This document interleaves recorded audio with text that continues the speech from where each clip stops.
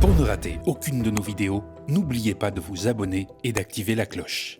La vidéo qui suit est un extrait de l'émission Décrypter l'Afrique que j'ai l'honneur de produire. Décrypter l'Afrique est produite avec le soutien du média qui le diffuse sur son antenne 24/7. L'émission est également diffusée en Afrique et en Europe par la chaîne de télévision Vox Africa tous les dimanches à 16h GMT, c'est-à-dire 16h heure de Dakar, 17h à Douala, 18h heure d'été à Paris.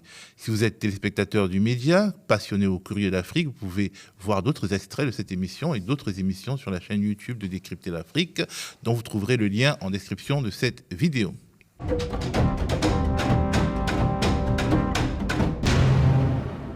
Le président camerounais joue-t-il à cache-cache avec son opinion publique ou y a-t-il de vrais soucis à se faire au sujet de sa santé? En tout cas, si vous voulez faire parler de lui dans tous les médias internationaux, c'est gagné.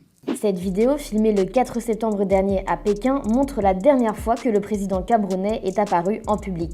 Depuis cette date, le dirigeant de 91 ans a disparu des radars. Annoncé à divers événements dont il est un habitué, Paul Biya est aux abonnés absents. Assemblée générale de l'ONU, absent. Sommet de la francophonie, absent. Finale de la Coupe du Cameroun, absent. Cette absence prolongée de la sphère publique suscite des rumeurs sur son état de santé et le 8 octobre, un média en ligne a carrément annoncé la mort du chef d'État camerounais. Alors Fabrice, je ne vais pas te demander de lire dans le marc de café ou de consulter les oracles, mais peut-on dire que Paul Biya, qui a déjà eu quelques disparitions volontaires et a habitué son opinion à conjecturer pour mieux ressortir en comeback guy insubmersible, là on a l'impression qu'il a de vrais problèmes. Alors, je suppose que le comeback guy insubmersible, tu fais référence à 2004. Il y a 20 ans. Il y a 20 ans où il avait également disparu d'un séjour en Suisse et avait alimenté quand même une certaine psychose même, j'oserais dire, je me souviens, j'étais plutôt jeune à cette époque, mais je me souviens que ça avait alimenté une certaine psychose chez les Camerounais qui se préparaient à la guerre, qui se préparait à un bouleversement armé.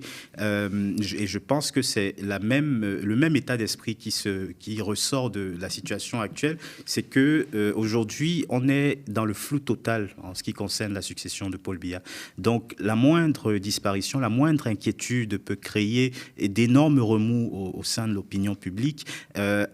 Amplifié par le fait que, effectivement, la cour, les proches du pouvoir ne savent pas quoi faire, en fait. Et c'est pour ça qu'on a des sons de cloche différents. On a le ministre directeur du cabinet civil, Samuel Vandoayolo, qui nous sort un communiqué assez extraordinaire où il nous dit que le président est en excellente santé. Alors que, à un moment, il faut être un peu honnête vis-à-vis des Camerounais et leur dire la réalité. À 92 ans, Paul Biya n'est pas un homme en excellente santé. 91.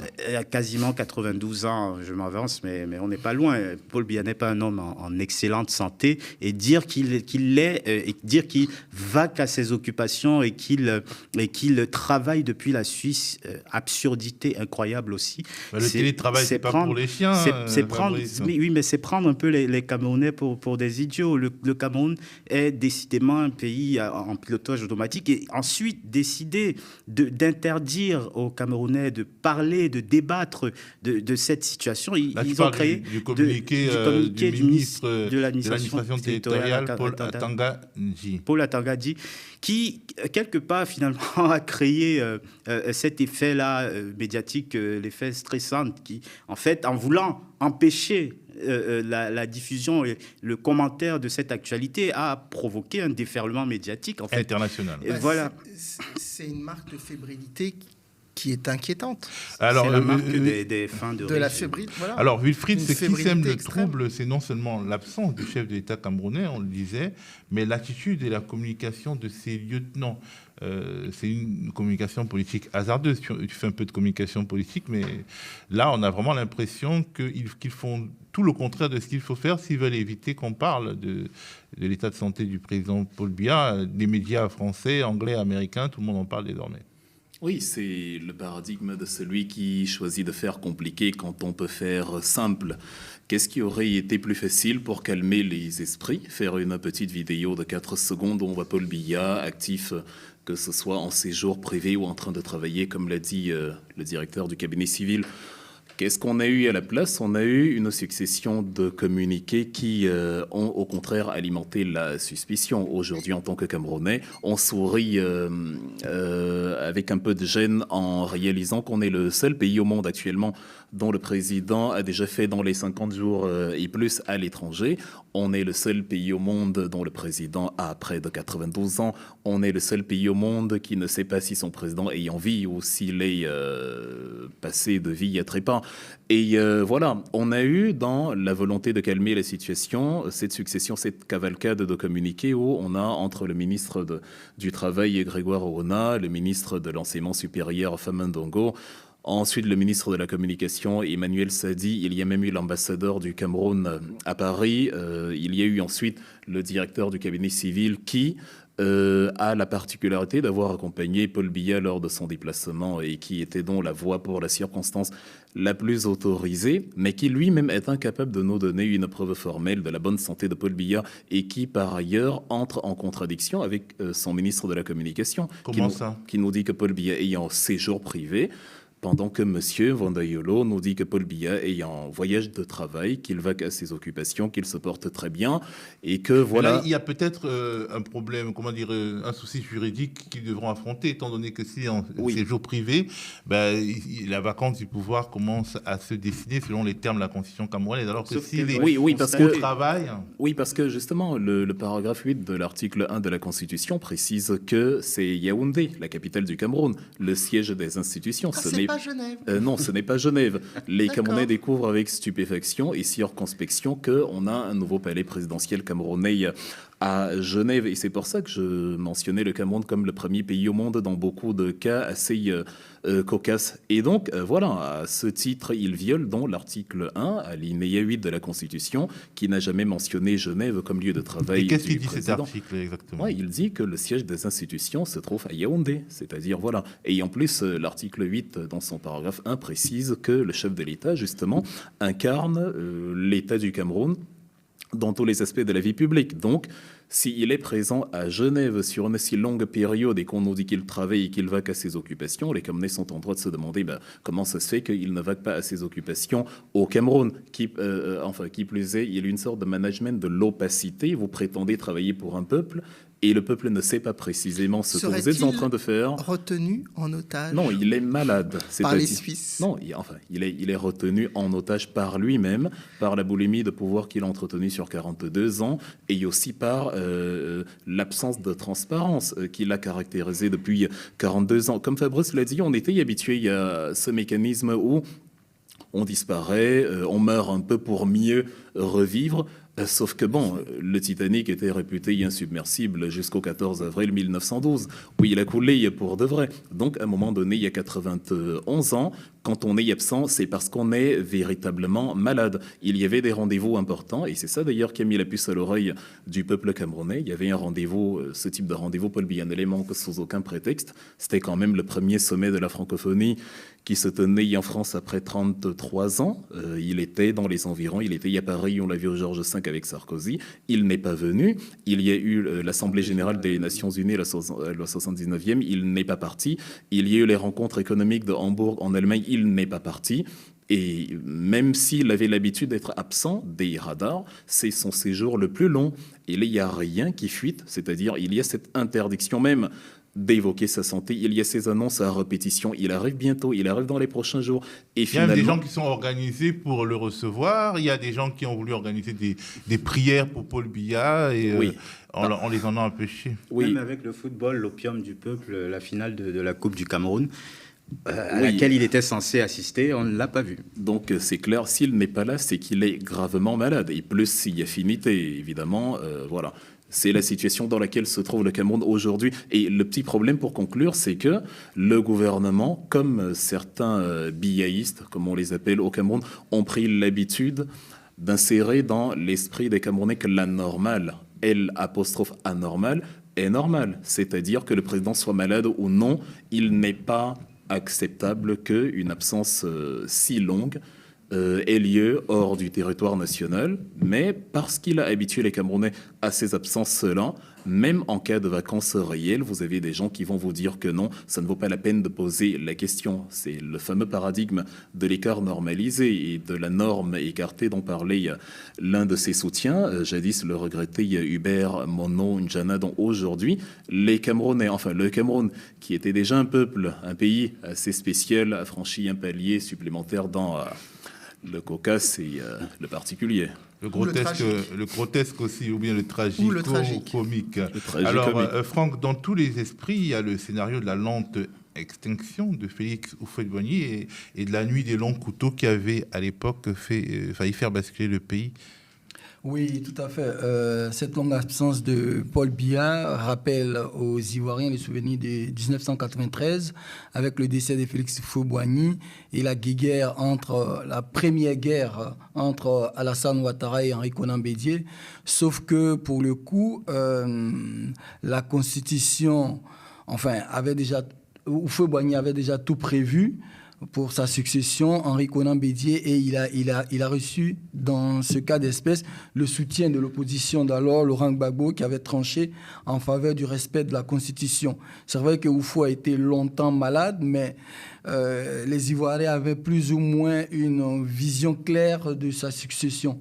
Dans le cas d'espèce du Cameroun, bien vrai que les textes, la Constitution prévoit la succession par le président du Sénat, mais ils ont sensiblement le même âge, ils ont sensiblement les mêmes mots, et là, ça pose un réel problème. Ils ont des abonnements à des hôpitaux internationaux. Ça pose un long problème, et ça nous fait réagir dans le fait que l'Afrique centrale a une particularité de succession. On se rappelle de la dynastie Bongo, du petit putsch entre le fils, l'arrangement entre le fils, le Conseil constitutionnel pour accéder au pouvoir.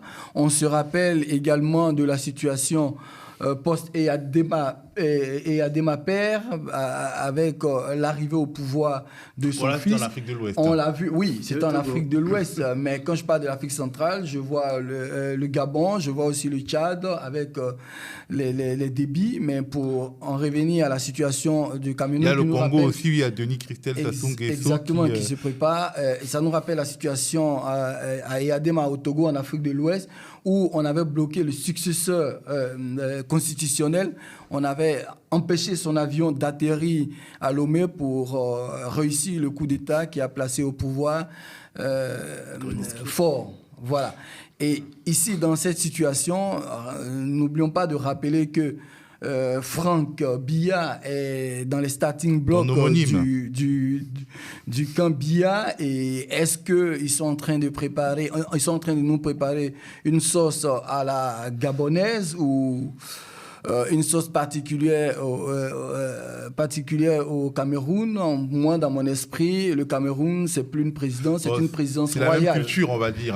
Oui, et puis il y a aussi ce mythe autour des maladies de chef d'État qui n'est pas propre au Cameroun, mais à toute l'Afrique subsaharienne, où c'est un peu l'interdit. Et on en a connu aussi en Afrique avec les disparitions successives d'Alassane Ouattara, avec ces maladies, notamment la sciatique et autres, où il avait disparu ici, où il était impossible d'avoir des nouvelles. Donc, l'Afrique subsaharienne est coutumier de ce fait, et particulièrement le Cameroun.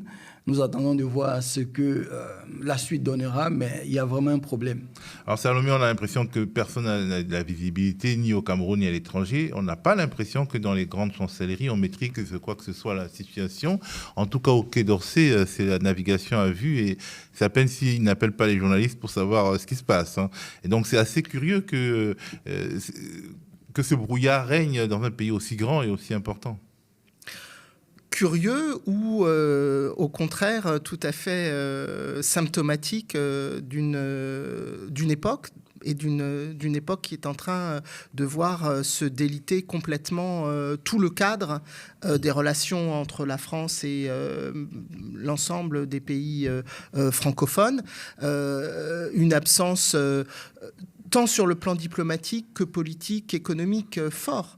C'est-à-dire quand on n'a plus de relais on vit sur des relations anciennes, mais qu'aujourd'hui les relations vivantes émanant de la société civile, ne serait-ce qu'économique, politique, intellectuelle, réelle, font totalement défaut, en effet, on est totalement coupé, je pense, ici, au Quai d'Orsay. D'ailleurs, il faut aussi rappeler, puisqu'on parle, le Quai d'Orsay lui-même est elle-même une institution qui a été largement démantelée par l'actuel chef d'État français, puisqu'il a voulu revoir complètement la façon dont les diplomates étaient nommés et mis en place pour justement ouvrir et casser même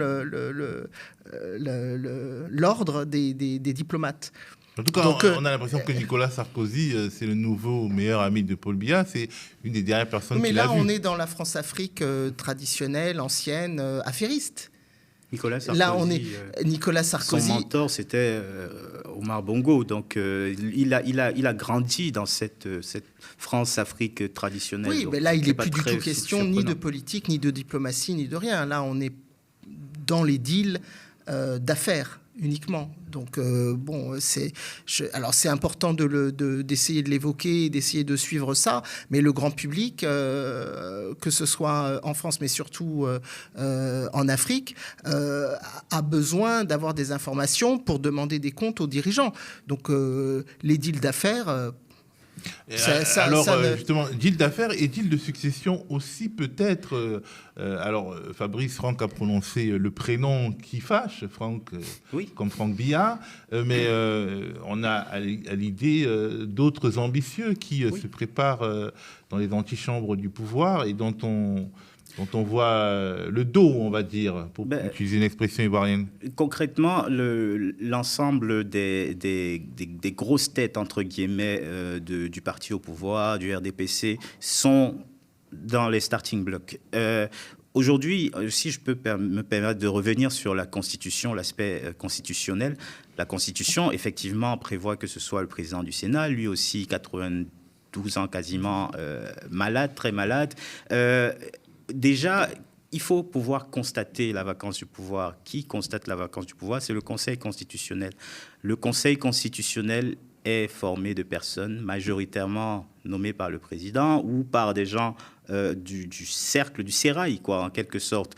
Le Conseil constitutionnel est présidé par un certain Clément Atangana, qui est, disons-le très nettement et clairement, un béni oui-oui de la politique de Paul Biya. On se souvient de la dernière élection présidentielle où il avait avalisé tout avec les fraudes électorales qu'on connaît, même si, quelle que soit la réalité du score de Paul Biya, on sait qu'il y a eu... Mais en tout cas, il y a eu un déballement des fraudes télévisées qui n'a pas fait rougir. Exactement. Et il est resté ferme dans son soutien à Paul Biya. Donc déjà, constater la vacance, c'est pour ça que le plus dangereux pour moi, ce sera cette transition. Si, et encore une fois, si Paul Biya était mal en point, la transition entre le moment où il est annoncé dans une situation de détresse et le moment où on pense politiquement à bouger, il va y avoir un flou très dangereux. Ensuite, il y a la question aussi de la succession. Effectivement, il y a des camps qui se font face. Est-ce que le parti au pouvoir va rester suffisamment solide, suffisamment uni pour pouvoir désigner une personne? Rien n'est moins sûr. Maintenant, les enjeux aussi autour de l'opposition, est-ce qu'elle saura tirer profit quelque part de cette situation pour enfin peut-être s'illustrer dans ce pays? On n'en sait rien. La situation est bien trop compliquée pour pouvoir avoir un avis sûr et certain. Alors, on parle de l'opposition. On a Wilfried Ekanga du MRC sur le plateau.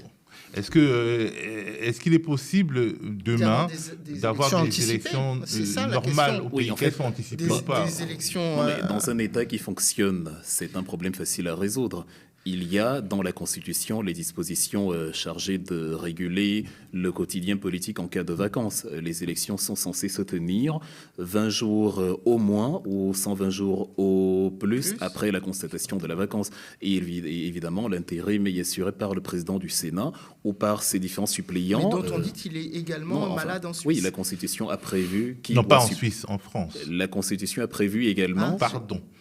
Même en cas d'invalidité de celui qui doit assurer l'intérim, la Constitution est également prévu qui doit suppléer le suppléant et ainsi de suite selon l'ordre de préséance au Sénat. Donc factuellement, la question est facile. Il ne peut pas avoir de vide constitutionnel. Oui, la question est facile à résoudre, en tout cas en théorie. De ce que Théophile vient d'évoquer concernant notamment le Quai d'Orsay, je pense que la France, comme les soutiens de Paul Biya, se sont laissés entraîner par le même piège. Les seuls à se souvenir que Paul Biya est un être humain comme un autre qui peut, se retrouver en situation d'invalidité ou qui peut quitter cette vie, c'est les opposants à Paul Biya. Par contre, les soutiens de Paul Biya, où la France également a oublié, en tout cas ses soutiens extérieurs, que Paul Biya a 91 ans, il ne serait pas surprenant s'il n'arrivait même pas à l'échéance 2025 et il serait encore plus surprenant s'il arrivait au terme de son prochain mandat. Donc quand on a vu le bal morbide avec Nicolas Sarkozy, avec Madame Balmé, avec justement tous ces éléments-là de la France-Afrique pour porter Paul Biya comme un élément encore crédible pour les élections à venir, je pense qu'eux-mêmes ont été surpris, certainement n'ont pas remarqué la fameuse pluie, je crois qu'eux-mêmes ont été surpris par la dégradation soudaine. Ou peut-être pas. Tu parles de la pluie des Jeux Olympiques. Oui, mais oui, je pense que même la France... Il a plu sur Paul Biya et sur son épouse. Exactement. Lors de la cérémonie d'ouverture des Jeux Olympiques. Et je pense justement que même Paris a été surpris de la dégradation de son état de santé. Ça fait que Paul Biya, qui n'a pas songé, bon déjà je ne suis pas partisan de cette logique de dauphin en République, mais Paul Biya qui n'a pas songé, comme le font les dirigeants africains pour entretenir le système, même après eux, à laisser émerger un dauphin parmi tous ses soutiens, y compris son fils, même son fils, l'aura ou le poids politique de son fils est très faible, voire inexistant.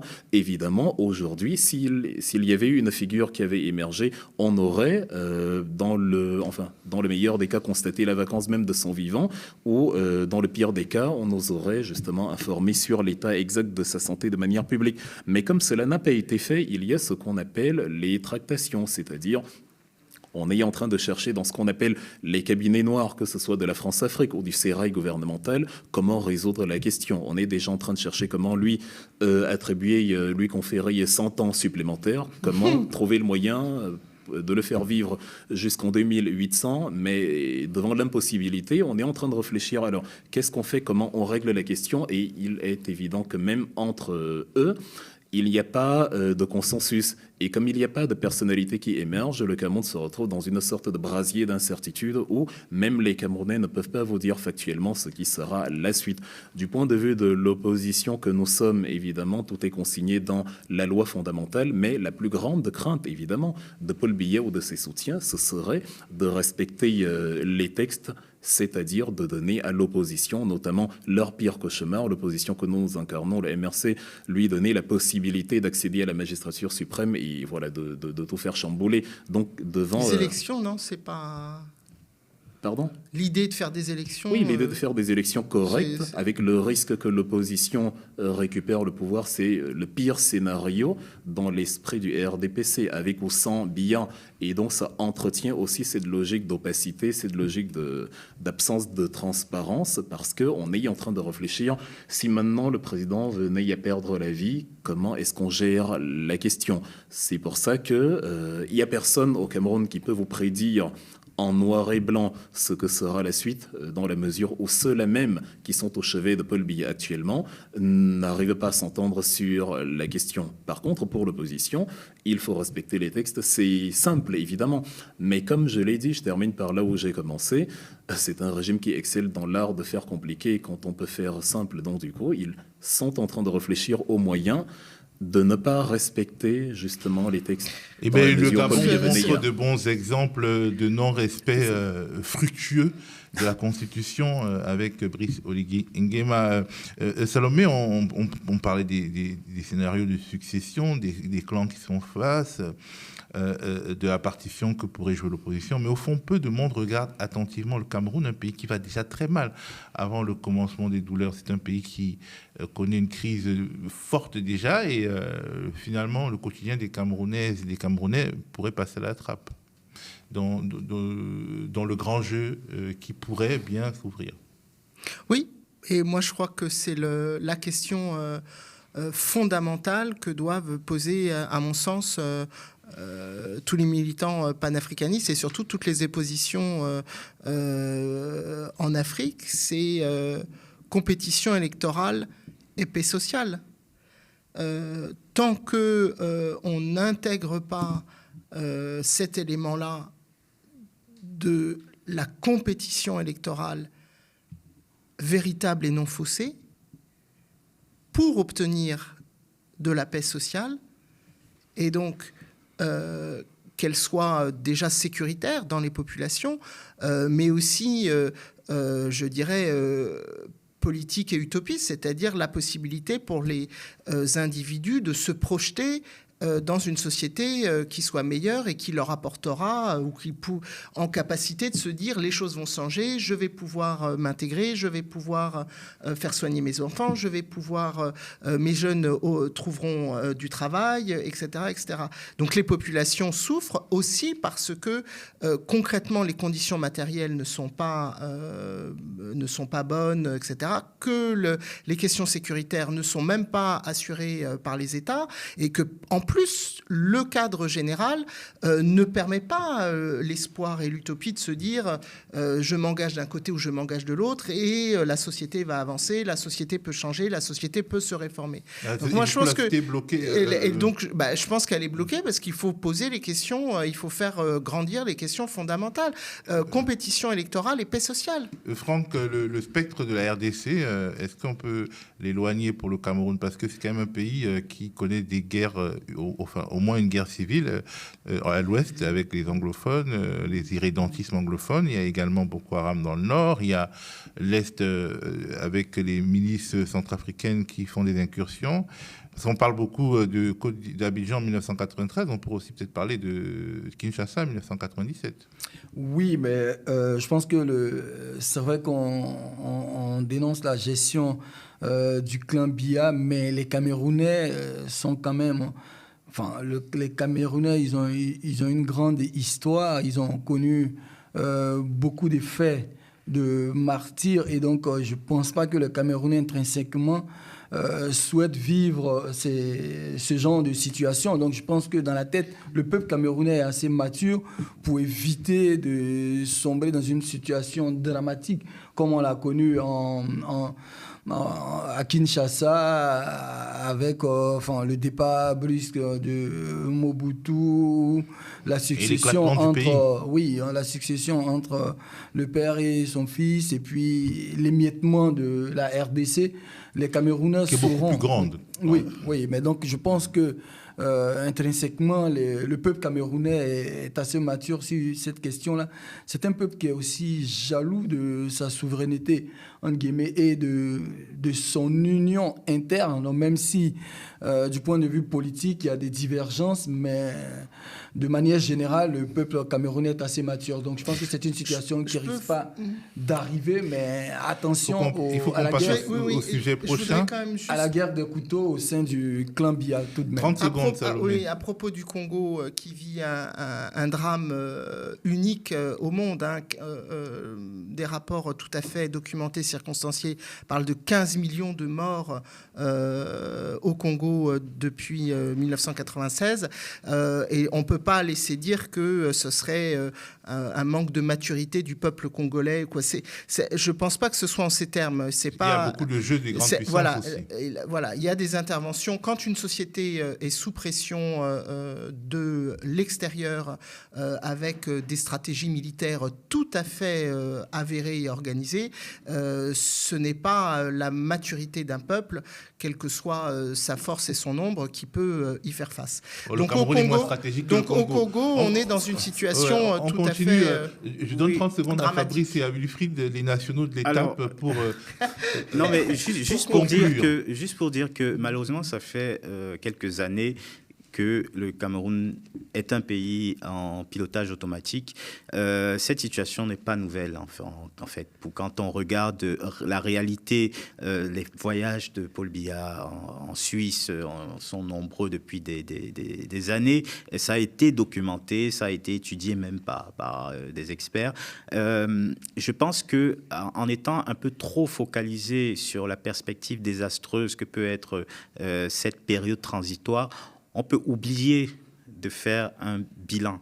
Et le bilan est quand même assez catastrophique parce que il y a quelques années, on se souvient que Paul Biya avait dressé ce qu'il avait appelé ses projets structurants avec de nombreuses mesures assez ambitieuses pour, comme on disait avant, on parlait d'émergence en 2035. Bon, ce mot a disparu d'ailleurs. C'est dans 10 ans, c'est dans moins de 11 ans, dans 10 ans. Et ce pays n'est absolument pas émergent. Ce pays est en pleine décrépitude, immergé par la pauvreté, la précarité. C'est un pays dont la jeunesse a été totalement laissée à l'abandon. Donc, la plupart des jeunes Camerounais ne rêvent que d'ailleurs, ne rêvent que d'étrangers,